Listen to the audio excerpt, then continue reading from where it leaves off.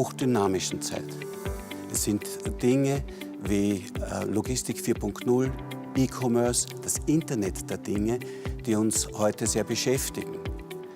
Dieser Bau hier, das iLogistics Center, ist für uns ein ganz wesentlicher Schritt auf diesem Wege. Luftfracht und Seefracht waren immer unsere Standbeine des Unternehmens und wir haben die Kontraktlogistik zu einem dritten Standbein ausgebaut und hier stark investiert. Zusätzlich wollten wir noch ein ökologisches Vorzeigeprojekt hier starten. Das sollte sein natürlich ökologisch hervorragend.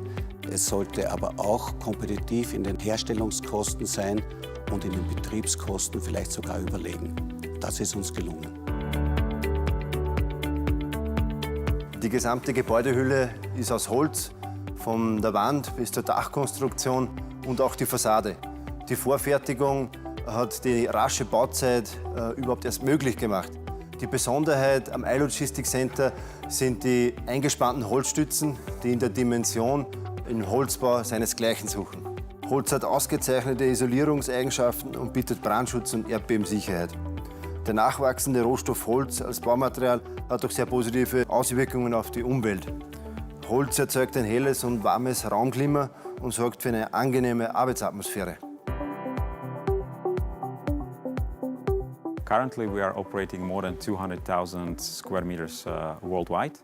All of our logistic centers follow the same quality standards. This allows us to run our processes more efficiently and offer cost savings and time savings to our customers. This iLogistics center have been designed to store different type of items. We have dedicated areas for small items, for heavy and long items as well.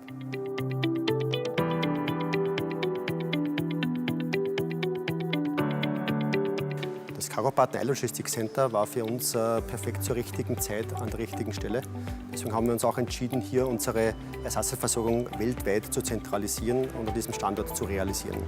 Durch die Nähe zum Flughafen Wien können wir den Nahverkehr massiv verringern und damit auch eine flexiblere Anbindung für die Transporte zu unseren Kunden erreichen. Die Wiener Airport-Region bietet uns eine hervorragende Infrastruktur für unsere Distributionsaktivitäten und das wird auch in Zukunft so bleiben. In Ergänzung zu unserem bestehenden Logistikcenter bieten wir hier auf weiteren 12.000 Quadratmetern voll integrierte Kundenlösungen für Ersatzteillogistik, für Elektronikkunden und natürlich auch für den Konsumgütersektor.